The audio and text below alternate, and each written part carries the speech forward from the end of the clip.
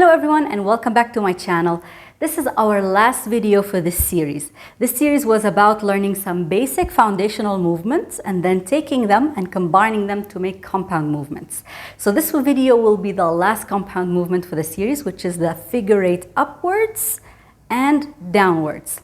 There are more figure eights in belly dance, especially for the hips, but we're only going to learn the vertical ones. So all this video, you'll be drawing your figure eight on this plane. So you'll be drawing it on the screen, on your mirror, or a wall in front of you.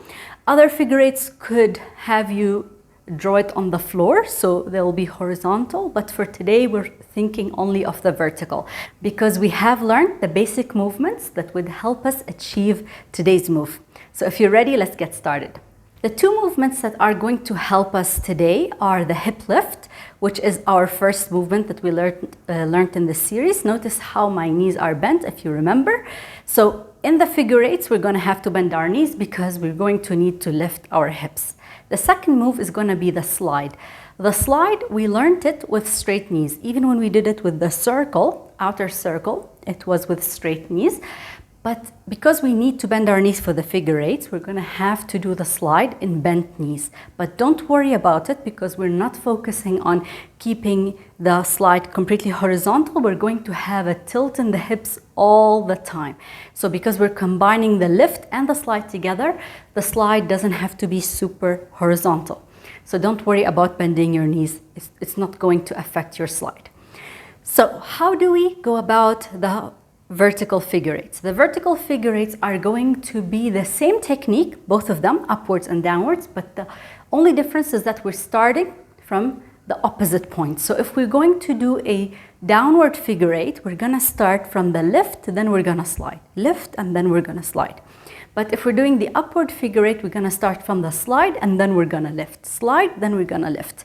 So the technique is not different. It's just you are putting the movements in the opposite order, right? So imagine like you're playing a video in reverse. So you film yourself doing the upward figure eight. If you play the video in reverse, it will show like you're doing a downward figure eight. That's the only difference.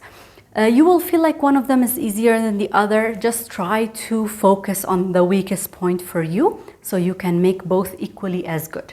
So we're going to start first with the downward figure eight. For the downward figure eight, I want to start with the hip lift first. So I bend my knees.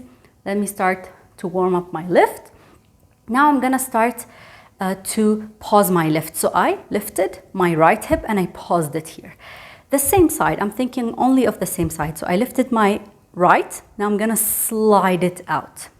So now I'm going to fix myself in the slide. I don't want to go back to center. I'm fixed in the slide and I'm going to lift my other hip, my left hip. So the inner hip. This will feel a bit stiff, difficult, or there's a lot of resistance. So you can practice this move, just this posture. So sliding and then lifting the opposite hip, just to get yourself used to this weird, strange resistance in the move. So after I slide here, and then I lift the opposite hip, so now I shifted my attention to the left one. I'm gonna slide to the left. Again, lift the right, slide right, lift left, slide left, lift right, slide right, lift left, slide left.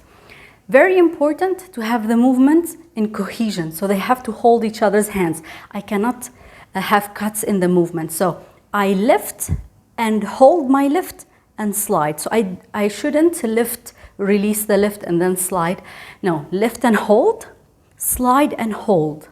Lift the other and hold, slide and hold. So I'm always holding the movement before I transition to the other one.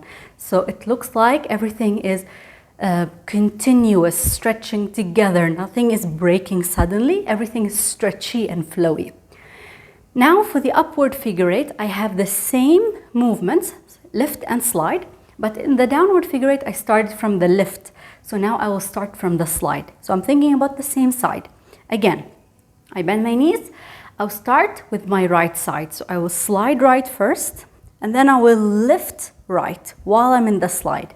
Again, this is also an awkward feeling. So that lifting while in a slide, whether it's your inner hip or outer hip, it's a bit resistant. So you can try to practice this while you're in the slide fixed like this. So I slide, fix myself and lift, lift, lift, just to practice this feeling. And then after I've lifted my first hip, I shift my attention to the other side. So now slide left, then lift left, hold and slide, hold the slide and lift, hold the lift and slide, hold the slide and lift, hold and hold. I'm always holding the previous one, right? So I'm drawing now this figure eight upwards as if I'm scooping and bringing it to my body. Scoop, bring, scoop, bring, scoop, bring, like this, right? So I'm drawing it on this screen or mirror or wall. I'm not twisting like this.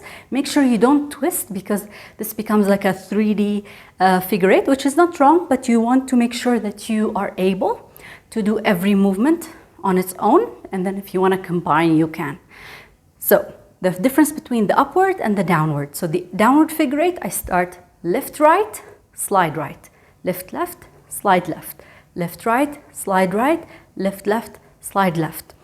Upward, I start from the slide. Slide, lift, slide, lift, slide right, lift right, slide left, lift left. So always I'm thinking about them on the same side, but I'm just switching the order. So this concludes the series for this new year. I hope you learned from it, and I hope you found it helpful, and maybe it gave you a guidance and a path to follow when you're learning belly dance. Most of our movements in belly dance have this idea that you start with something and you increase it to make something different. So we start with a basic hip lift and we keep adding onto it to make other movements. And this is the basic concept pretty much for most of the movements. So this will be very good for you to always think about when you're learning something. Let me break it down to smaller movements and find where the root of the movement is, so I can do it better and better. For everyone who would like to learn directly with me via Zoom, you can find the booking link in the description box. Thank you so much for watching, and I'll see you for the next one.